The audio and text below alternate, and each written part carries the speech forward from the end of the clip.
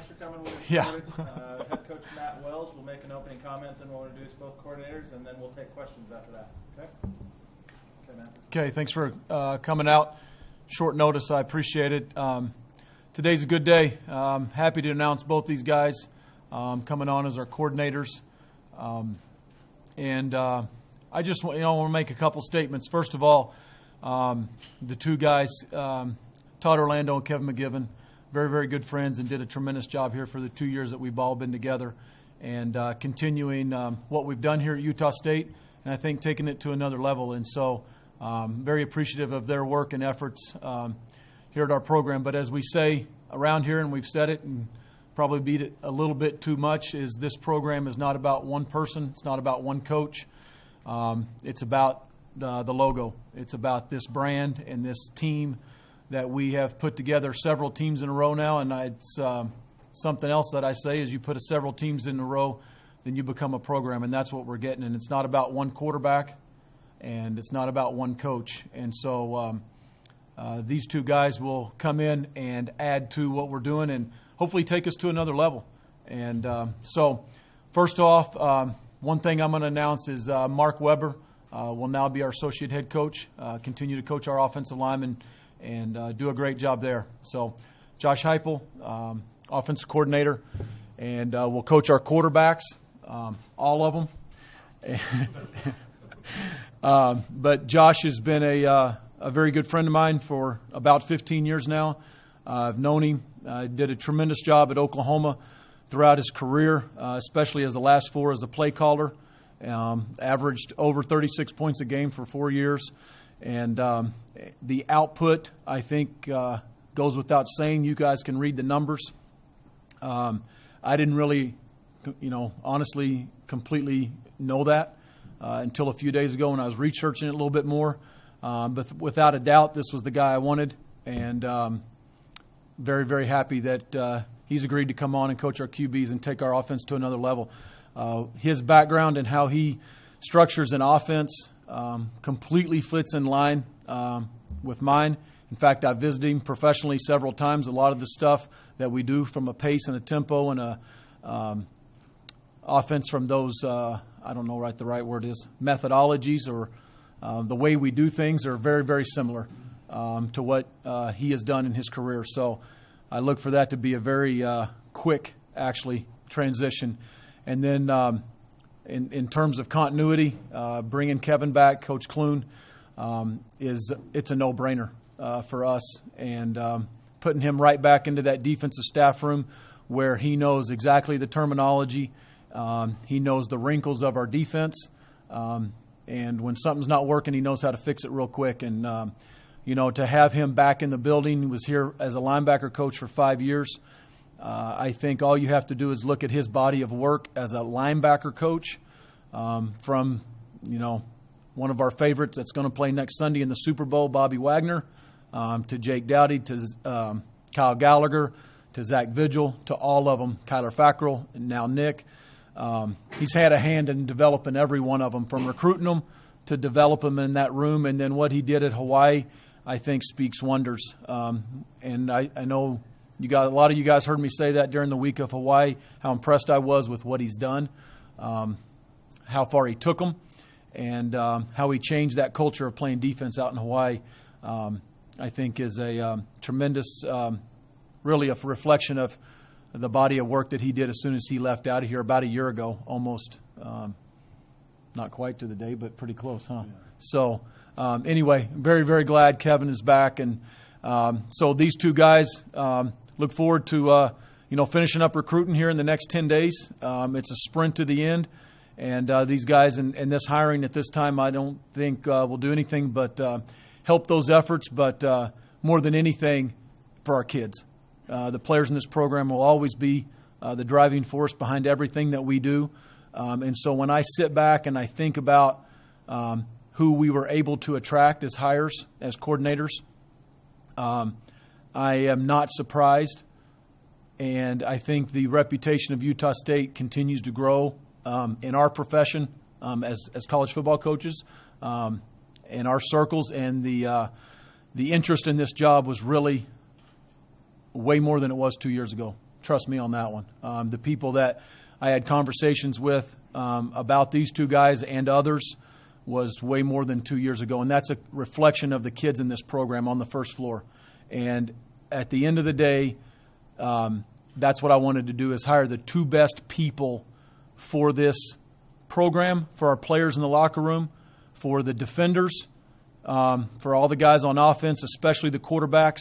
And I couldn't have hired two better men to take this program hopefully to another level and to continue to really build on the foundation and the things that we've done here for quite some time the last several years. So very happy. I'm going to go ahead and let you guys start firing questions away. And from here, go ahead and open it up for any questions that you have made for Josh or for Kevin. Josh, how excited are you to inherit the quarterbacks here who are proven winners, and each one of them can play any given day? Yeah, Matt reminded me of that on the way into this press conference. I'm excited about working with the entire offense as a whole. Got a lot of people coming back, but that room in particular has shown a great ability to just the next man up and to play at a championship level.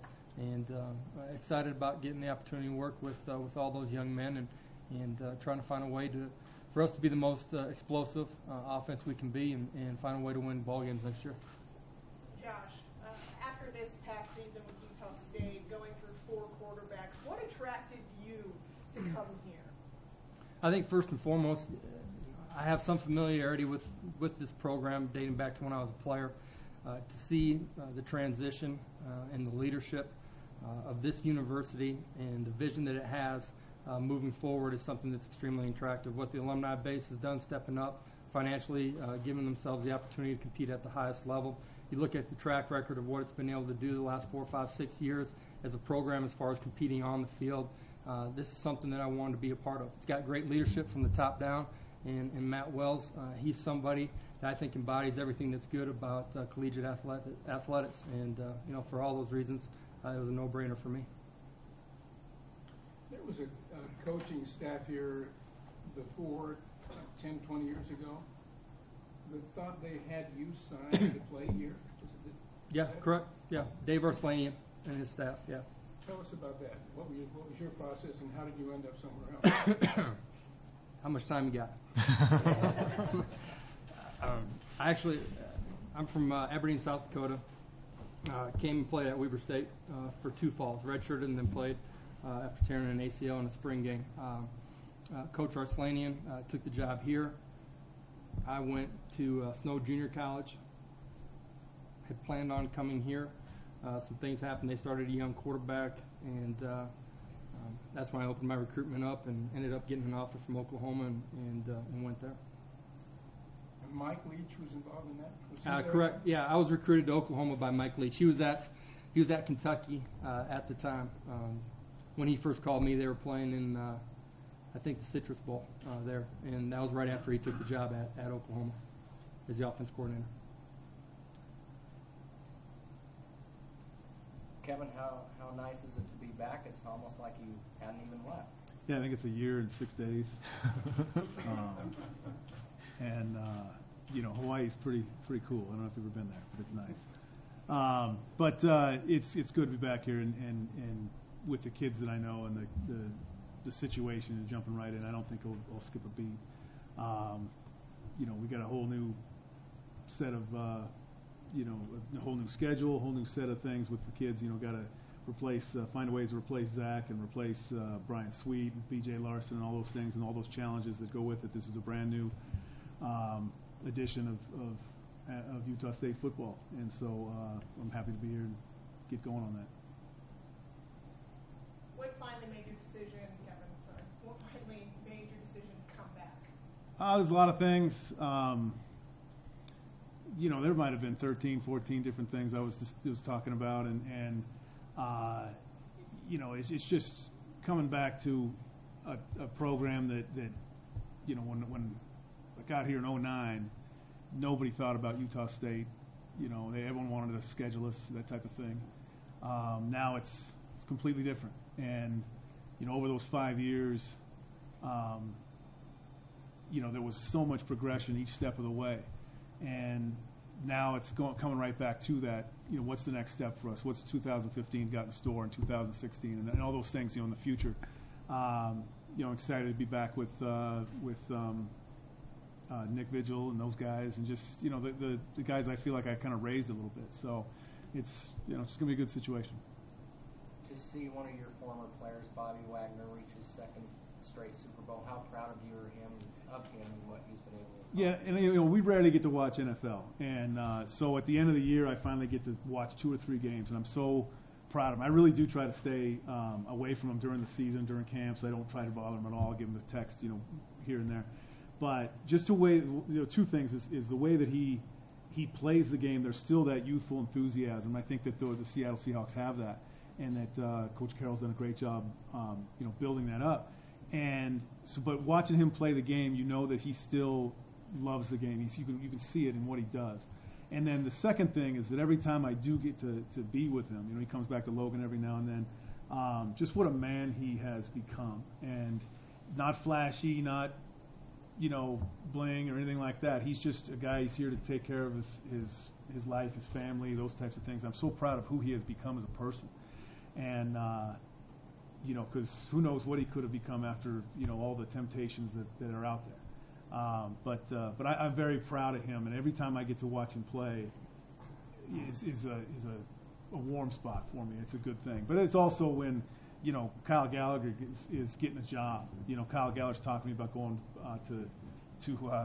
to grad school or something. When I first met Kyle Gallagher, he wasn't going to go to class the next day, let alone, that sort of thing. And so to see all those kids grow up to be who they are, and Zach Vigil and Jake Daddy, when they first got here, I used to joke that they were, diseased and sickly, and they were so skinny and small, and now they become who they become is they've been such good people to this school and out in the community. To see all those things is why we coach. It's why it makes you feel great. So not only Bobby, who is showing it on the greatest stage in the world, but also guys like Kyle and Jake and all the other guys that have come through there. Was Bobby all that when the first day you saw him? Really, Bobby had a little bit of a chip on his shoulder. He, you could see it, but it wasn't. He was so raw that it wasn't there yet. You could see what he could do, but it wasn't there yet. But he had a chip on his shoulder that he wanted to show you that he could be the man. And we had a 3-on-3 tournament here one Saturday in the spring, and that's when it was like, whoa, look at that guy. And you could see him compete. You could see all the things he could do.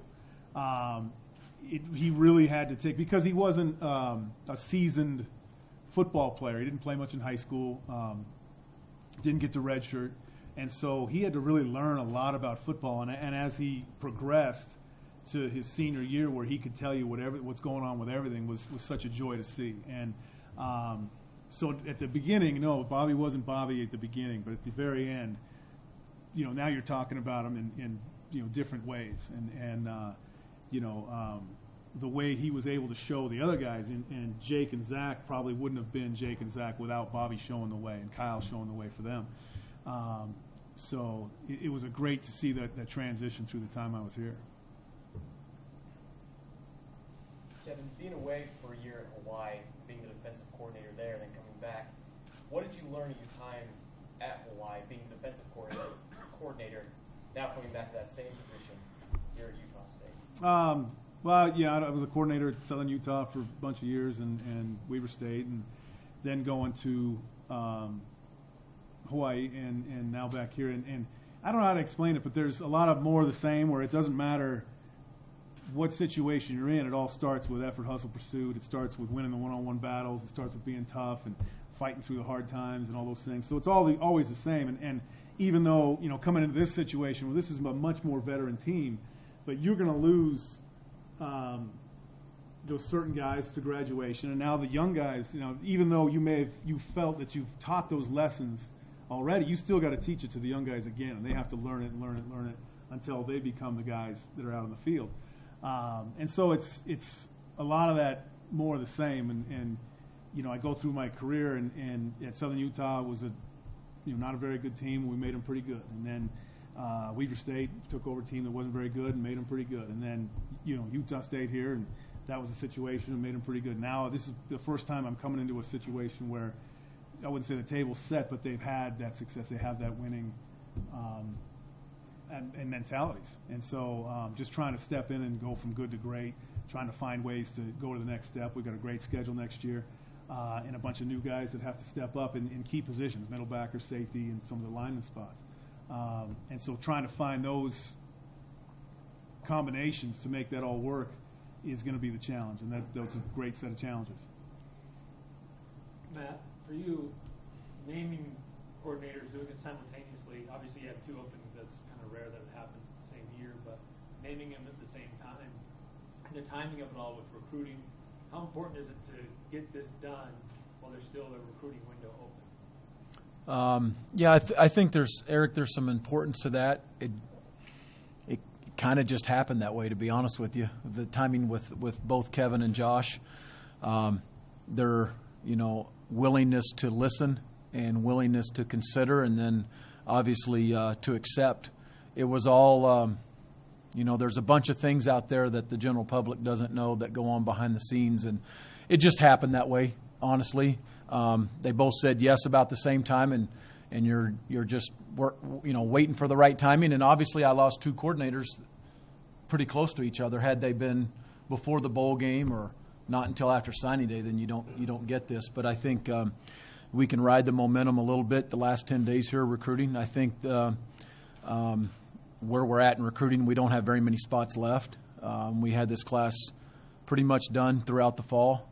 There's a few more that I think these two hires will help solidify, hopefully, and we'll see. And it's like I always say, we've won a lot of games without these recruits, and so if they want to jump on, then let's go, because we're going to keep on winning. I think we can win with some of them. So, we'll see. But I think the timing, it just kind of happened that way. But I think you capitalize. Hopefully, we capitalize a little bit here at the end. Josh, Matt said he's seen how you structure an offense. There was a big deal made, I thought, when Coach Orlando came in and adapted to the system. How's that going to be? These quarterbacks especially, a lot of new learning going on with these guys? Well, there's some similarities to what Matt has done and what I've done in the past. Matt alluded to it. He came and visited me a couple times at Oklahoma, and so even some of the terminology is actually carryover from what I've done in the past. At the end of the day, for us offensively, we want to play fast, we want to play smart, and we want to play physical. Those are the attributes that we're going to carry with us moving forward as an offensive unit. How we are going to play is ultimately going to be determined by our personnel, what they can do to be successful. 2 years ago as an offensive coordinator, or actually my first 2 years, we're top 5 in the country in passing yards, top 10 in scoring. This past year, we wanted to make a shift a couple of years ago in what we were doing and how we were playing. Got into more quarterback run game. This year we're top 10 in the country in rushing. So we're going to find out what our personnel gives us the opportunity to do, put them in the best position to be successful, and go out and give ourselves a chance to compete every Saturday afternoon. Coach Wells, for you, Yeah. You've been here since kind of the infancy of Utah State, and now and so what is it like for you now? You're in an established program to bring these guys in. You said you want to take it to another level. What level are you looking to bring it to? Win the Mountain West Championship. That's the, I've said it, and I mean it. It's the trophy that's not in this building yet. We've won 3 straight bowl games, and that's great. And I think that's when you start taking a team to a program. Because, again, a program to me is a collection of teams year after year after year, throughout adversity, throughout different quarterbacks. And that's what we all want here for Utah State, for Logan, for Cache Valley, is that winning program. But, every day I walk up those steps, it's what do we got to do today to win the Mountain West Championship, to get to that stage, to be the one team out of the non-Power 5 that gets that bowl bid in the Fiesta Bowl. That's what we want. And that will be the goal. We don't have to talk about that every day. It's still about the process to get there. It's still about what are we doing next Monday in the weight room. It's still about what does Coach Heupel and Coach Clune come in here and do in their first offensive team meeting coming up here pretty soon, the first defensive, and the tone that's set. and the expectations and how we win every day and each week. And, right now we're in that off-season phase, and this is when you make a team tough. You become tough in January and February, and that's what Coach Scholes and his staff and these coaches, as soon as we get off the road, we're about to, roll up our sleeves and jump right in with them, and that's the process. That's the goal in sight, to take this team from 10 wins, 9 wins, 10 wins, to 12 and 13. And that is a huge jump, and that's a big jump, and that'll drive us every day.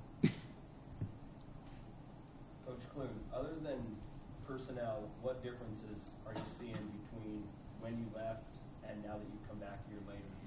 Well, I've been here about 12 hours, so I got to, be around here a little bit longer than that to see the main difference. But, I don't know, the things that I like, that I love seeing is just in the individuals and the way that last year Zach had to take this team over and lead. And so, I watched a number of games on TV. We played so late at UH that I was able to watch a lot of college football. And so watching a lot of those games and watching Zach be a leader, watching younger guys kind of step up and do things that hadn't seen done before. Watching Jalen come in here, a kid I recruited, play corner and do a great job, with that. Those types of things is seeing the I don't know how to say it, the guys put it on their shoulders and take the team and take it to that next step. And there was a lot of hard times last year that they had with everything that was going on with the quarterbacks and, all that different stuff. And you saw them just keep fighting, which is great to see. Josh, have you ever been in a situation where you've been able to coach 3 quarterbacks who all have winning records and all won bowl games? Nah, this will be the first time. So hopefully we can keep the starter healthy for most of the season. But I think the success that they've had and the experiences are all going to bode well for us as an offensive unit and as a football team. And if something happens to one of them, the next guy will step up and has proven that he's going to play at a championship level. First day on the job, any guesses who the starter will be? Nah, no idea. And I'm sure I haven't been around Matt long enough here, but this thing's built around competition. You got to win every single day. You got to compete every day. You got to earn your position on the football field. And the 11 best guys are going to be the guys that are out there on that field. You were the son of a coach. Mm-hmm. Did you always want to be a coach? Yeah, got a degree in marketing. So if something happened, I wanted to get out of coaching and I have something to fall back on. But since I was a little guy, man, I was waking up at 5 in the morning, riding to 2 days with them. My dad was a defensive coordinator as a head coach, so I sat in on linebacker and defensive back meetings, and I'm a ball junkie, and this is what I want to do. Been passionate about it since I could tie my shoes, probably. So it's been a great passion in my life, and the reason I love college athletics is it gives you a platform to take 18-year-old boys and turn them into 22-year-old men. This game's about teaching life lessons to these young people, so it's a great privilege to have an opportunity to work with them every day. Do you stay in touch with Sam Bradford? Yeah, just talked to him about 10 days ago. So he's doing well, rehabbing, and excited about the next chapter, wherever that may be. But excited about getting healthy and getting back on the field and giving himself a chance to compete. And it's been a tough couple of years for him with the luck that he's had with the injuries, but knowing him, he'll stand back up, dust himself off, and be ready to play. Kevin, for you, what's your number one priority to bring this defense? You did lose Zach Vigil and you lose a couple other guys. What is your main priority now that you're here to bring the defense to another level? I gotta look into that. Ask me that in a month, and I'll probably have a different answer. But really, it's about the next guys in and making sure that they're ready and that they're prepared for what's coming. Again, great schedule coming up, and when you lose your middle backer and your main safety, those guys are the brains of the operation, and so trying to find guys that can really run it, lead, and take care of business when things might be going bad. And that's hard to talk about, hard to do on the board. It's got to happen out on the field. It's got to happen, through rep after rep, and we just got to get there. We've got to find a way.